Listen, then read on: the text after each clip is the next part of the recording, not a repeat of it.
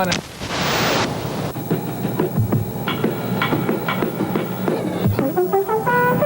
is dawn in Ontario, California.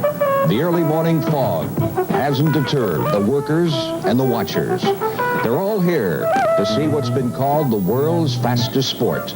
A sport combining speed, power, excitement, and the ever-present element of danger. Drag racing.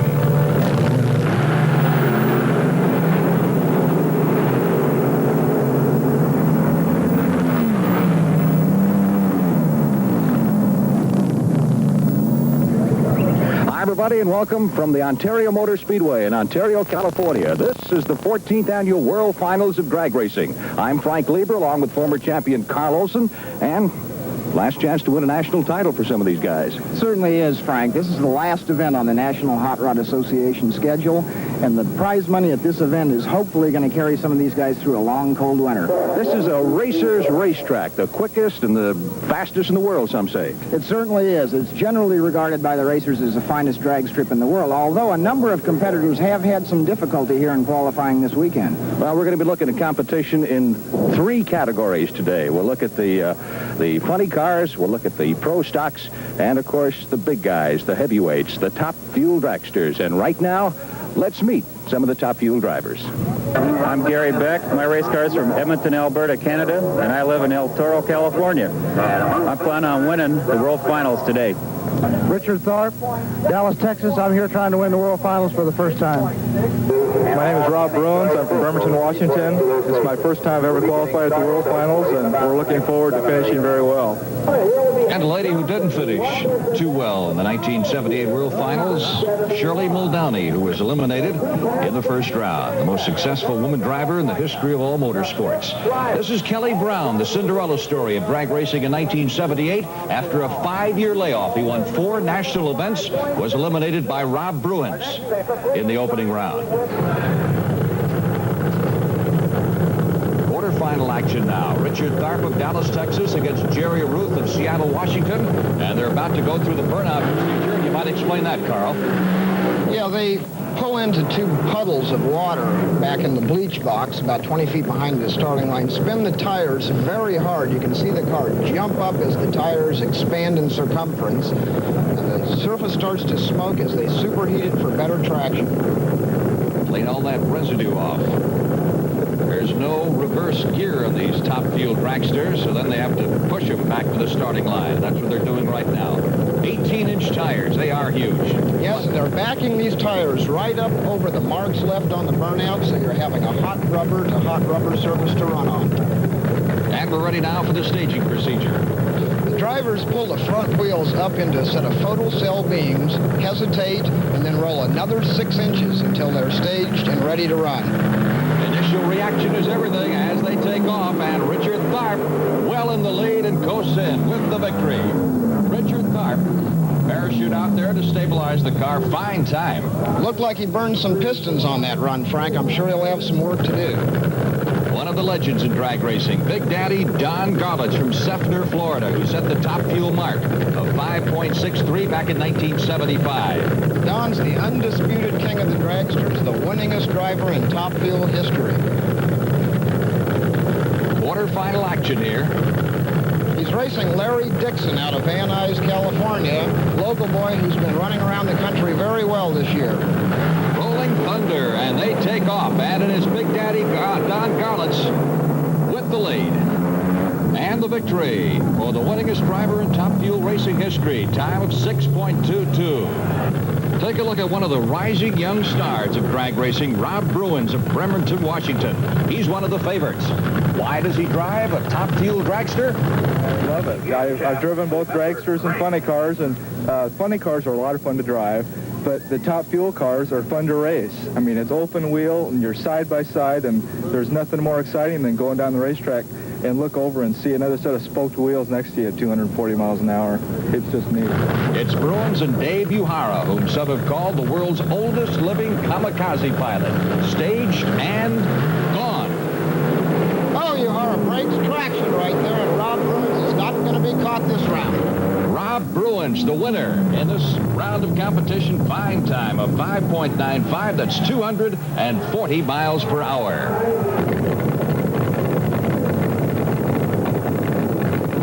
Ramsey from Fountain Valley, California, will take on Gary Beck. Beck, the top qualifier. Ramsey is broken. Frank, they're pushing him off to the side, and it looks like Beck is going to get a single. Well, this is the easy way home. Will he try to run hard? He'll probably be shooting for that lane choice, and he leaves hard.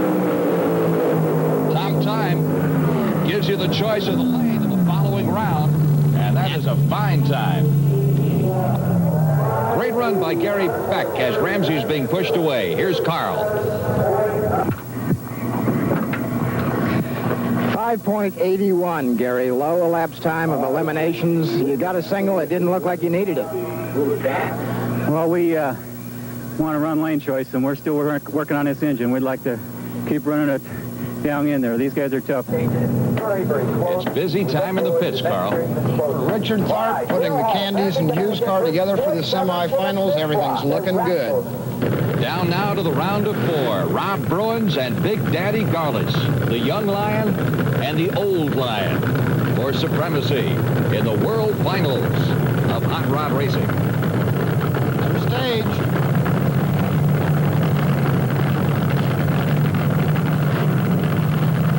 They're ready. They're gone.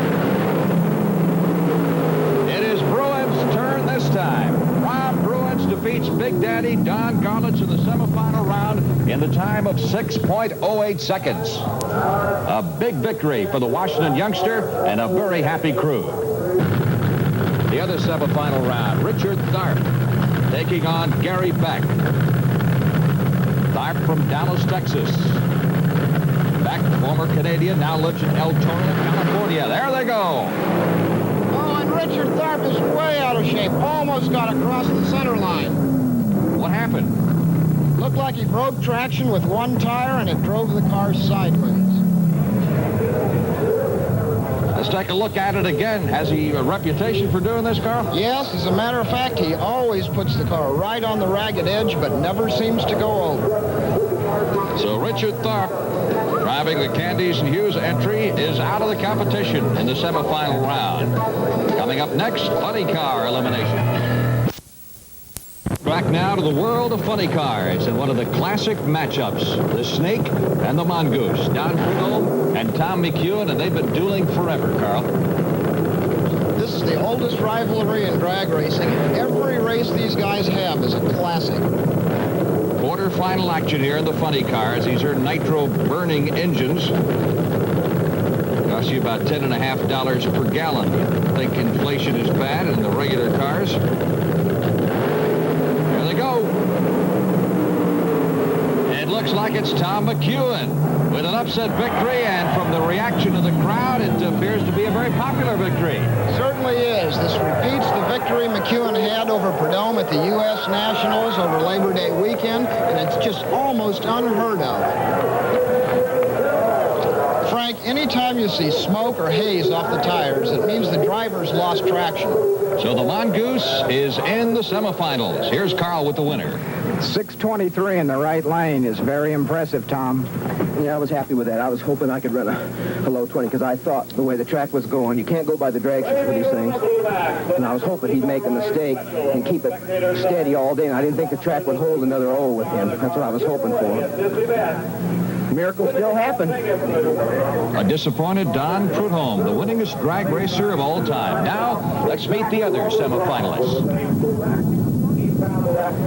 My name is Raymond Beadle. I'm from Dallas, Texas. We have never won this race, but this year we're hoping to go all the way to the final.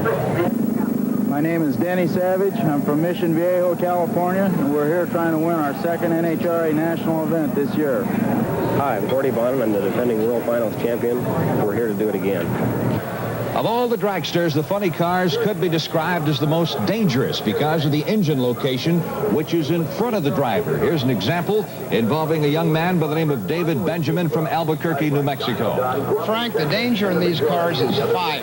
In spite of a lot of sophisticated safety equipment, once these fiberglass bodies really get to burning, like this one is here, as you can see from the black smoke as he goes down the shutoff area, and a ball of fire is almost impossible to put out. The protective equipment may be the only thing that saved him here. I'm sure it is. He smacks the wall pretty hard here, adding to his problem.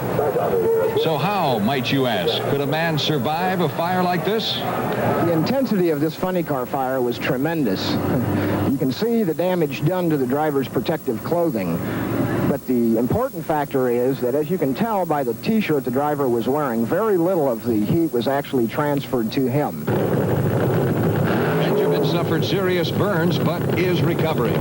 Semifinal action now. Raymond Beadle, the number 4 qualifier, against Denny Savage, the number 6 qualifier, in one semifinal round. Carl talked to Denny about battling Beadle. Yeah, if the car stays stuck and it goes straight down the track, it should run an hole of some kind. Denny, obviously driving a funny car is a dangerous occupation. Every driver runs the risk of injury or even death. Why do you do it? It's an obsession. Those machines just pouring out that horsepower, gulping, inhaling that nitromethane as they move into the staging area. Beadle driving the popular Blue Max. There they go, and it is Raymond Beadle all the way. Beadle with a big victory over Denny Savage in the time of 6.27 seconds. So a happy crew of Raymond Beadles joining him at the finish line. Let's take a look at that again. Frank, Raymond Beadle had lane choice, and surprisingly, at the last minute, he moved over to the right lane. Looks like it paid off as he hooks up for a solid win. Here's Carl with the winner. Raymond, you changed lanes at the last minute. Was that a psych job, or was that something you were looking for right along? No, we decided it's just the way we pulled up. Thank you, Danny. We decided after last, we run good that last time in that right lane, so we was going to try the left, and we decided, well, we run so good, we might as well stick with what we had. More semifinal action now. Gordy Bonnet of Vancouver, Canada, the defending champion in this funny car event against Tom the Mongoose McEwen. McEwen having perhaps his best season ever. Won the U.S. Nationals, second in the Spring Nationals. They're in the staging area, waiting for the green lights. They got it. Oh, tight race. Bonnet out in front. McEwen coming on strong. It is McEwen, the Mongoose, by a whisker. 6.22, just 6/100ths of a second separating the two racers. Here you see it again. You see the jump that Bonnet got, but McEwen coming on very strong at the finish. Here's Carl with the Mongoose. Tom, when we talked to you earlier today, you said if you got past Perdomo in the second round, you were going to win the race. You're in the final. How do you feel about it? Feel real good. Everything's going according to plan. I'm just racing a man for man on how I think I have to do without taking a chance on spinning the tires. He got out of me a little bit off the starting line, but I had plenty of power in the middle. I want to make sure it got off the starting line. So I don't know what we turned. 6:22. So we got lane choice against Beadle. That's correct. So the stage is now set for the funny car finals. Beadle against McEwen. We'll be back with that and the other final eliminations in just a moment. To the World Finals of Drag Racing in Ontario, the huge complex just outside of Los Angeles. The first final we're going to see is the Pro Stock competition. Larry Lombardo against defending champion Bob Glidden. These machines are based on production-type American cars, extensively reworked from front to rear. They burn service station gas. Carl? Frank, Larry Lombardo is known as a hole-shot artist. He's got a reputation as being the first off the starting line every time. Glidden, one of the most dominant figures in the sport. He's won 19 events since 1973, and in the Ford Fairmont he's racing, he's unbeaten since its debut back in July. Bob Glidden, Larry Lombardo, the Pro Stock Finals. They're in the staging area. And ready. And Lombardo's got himself a hole shot. Glidden will have to come from behind on this one. Pouring on the steam, and it is Glidden, the winner. Bob Glidden wins the Pro Stock Eliminator competition in the time of 8.61 seconds. And as Carl mentioned, Lombardo really gets off the dime with a hole shot here, and Glidden has to come on strong in the stretch to win it by a matter of inches. Our first champion is crowned. And here's Carl with Bob Glidden. Well, Bob, you did it the hard way coming from behind, but there's that number 20 rounds in a row and 7 national event wins. You've tied an all-time NHRA record here today. How do you feel? That's great. We've had such a great year at this point. This is just a cap off of a great year. Funny car finals now. These cars are styled after Detroit's most popular offerings. Tom McEwen, the Mongoose, against Raymond Beadle. Earlier, we talked to the finalists in the pits. Frank, Tom McEwen's pit, where his crew is making preparations for the final round. Tom, you must feel real good. It looks like your prediction of winning might be coming true. Now we're getting ready to run Beetle, which I think will be the toughest race today. He's run a 6:15 and 6:27 that lane. He's excellent on the starting line. And I'm trying to think now what I want to do, if I want to hop it up or leave it alone or whatever. And it's going to be real good. Frank? We're here with Raymond Beadle, the other finalist in the funny car competition, and this little baby's been running just fine for you this weekend. Yeah, we've had a real good weekend. We came in the show, and every time we've made a change, well, the cars responded to it, so we just hope we're going to change some pistons here this time and make the engine real fresh and give our best shot for the final. Really spinning fire, Carl. Yes, it's starting to get dark now, and you can see those nitro flames licking out the pipes. Both cars moving into the staging area, waiting the green light. They got it. And something apparently happened to McEwen as Beadle breezes in with the victory. Raymond Beadle, the funny car eliminator champion, and there's his happy crew. Just amazing. Tom McEwen had the choice of lanes. He took the right lane, and he goes up in smoke off the starting line. Beadle's off to a clean win.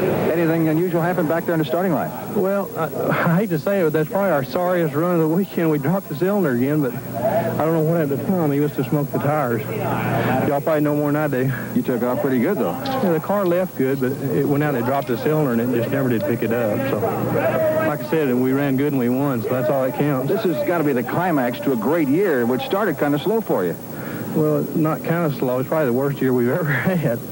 But it is really a good finish. It's the first time we've ever stopped with a win, so we hope we'll start off with a win next year. Congratulations to you. Thank you. Top Fuel Dragster Finals now. Rob Bruins and Gary Beck. This is the ultimate quarter-mile acceleration vehicle. Aluminum power plants, they burn the exotic blends of nitromethane fuel, can develop up to 2,000 horse.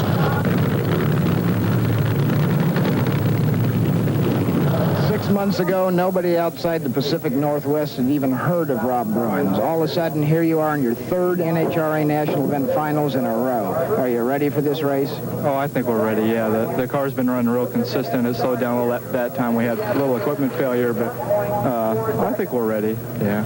Notice your crew is changing tires. Are the old ones worn out, or is this to try and take advantage of changing track conditions? Well, no, they're exactly the same tire, but the tires that were on the car, they have the same amount of runs, but they've hazed the tires slightly the last 2 runs in a row. So rather than take a chance of doing it again, we'll just put on another set that we know worked the last time they were on the car. Okay, Frank? Carl's been over talking to Rob, and apparently all they're doing is changing the tire. Your problem's a little more complicated? Yes, Frank. We've been running the engine extremely hard, and the track's awful good out there, and we've been hurting it. We're putting a few pistons in it, a couple pistons each run.